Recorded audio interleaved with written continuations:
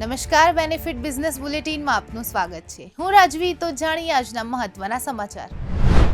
Stock market intraday update. Sensex 116 points ઘટીને 85,408 પર બંધ.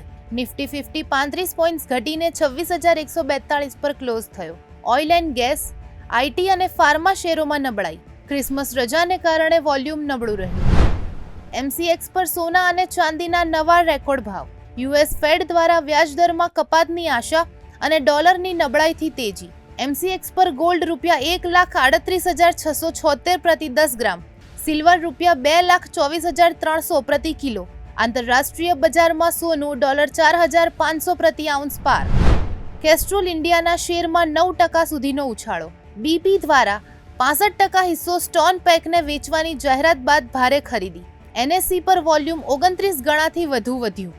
શેર ભાવ ₹189 આસપાસ અને ડીલ વેલ્યુ $10 બિલિયન થઈ.